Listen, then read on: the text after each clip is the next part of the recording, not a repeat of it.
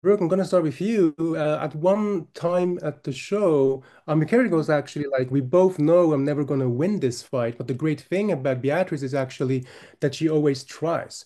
I was Mm. wondering, when you started to pursue your dream in acting, how did you make sure you always keep trying, no matter how small chances seemed at first? Like, that's an awesome question. I know. I'm like, oh, I love that. Um, I think acting is such a you have to like put your heart out on the line all the time. So you're vulnerable anytime you Yeah. walk into that room, whatever room you're walking into. Even if you're self-taping now, I think you have to put your kind of heart out there every time you're doing it. So I grew up like as an athlete. So for me, it was always like, how do you push through when it gets really hard and really difficult?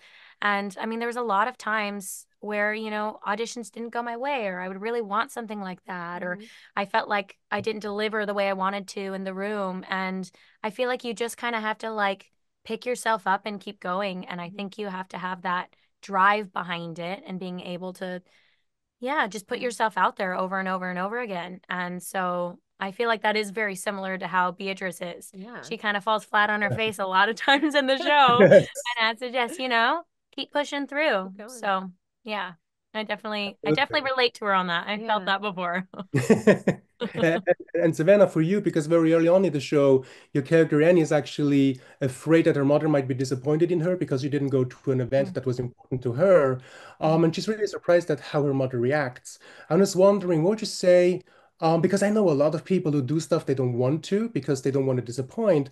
I was wondering for you, how important has it been to say no whenever you didn't want to do something in life or in acting? Yeah, I think that uh no is a great word Mm, that's underutilized. I Mhm. think having the comfortability and the confidence to say no or turn something down is it's I mean, Yeah. it's very hard to in what we do, mm, we want to just say yes to everything. But Yeah. yeah, mhm, but I think it's very important to have that kind of sense of self. You kind of have mhm. to have like an Yeah. inner like understanding of what's right for you and when something's not right for you. So yeah, I guess these are great questions. I know these are awesome. Yeah. Thank you so much. And Brooke, for you, because one thing that Beatrice also says is like, I thought I knew exactly what I can do or who I should be, but I stopped worrying about the shoulds and the coulds. I was wondering if you ever Mhm. felt like the need to put away the coulds and the shoulds in order to truly develop the artist you want to become. Oh, absolutely. Absolutely. And I thought for a long time, like I said earlier, as like being an athlete, I think I had this trajectory of where my life was going to go. And Yeah. I think, I ended up retiring from that. I got injured and all of that. But it was how do you re-navigate and how do you go against, what everyone has told you this is what you need to be your whole Mhm. life. And what you've And known. what you've known, right? If you've grown up Mhm. your whole life like that, how do you decide which is which? And I think you have to start just listening to your inner voice, your inner Hmm. gut a little bit and trust that, you know, it's not about what these other people have like planned for you. It's what do I see my life being?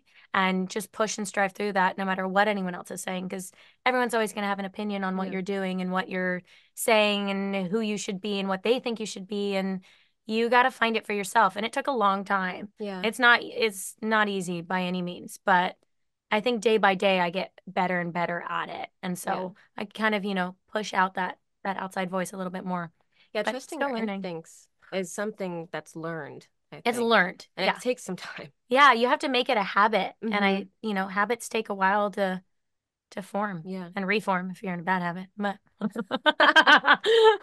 And Savannah, last question for you. Because speaking of that, your character, Lucian tells her, this is why you haven't done anything because you are so worried about what people think. I was wondering in your life as a person or actor, how important has it been to not stop yourself from doing what you want to do just because you're worried of what people might think?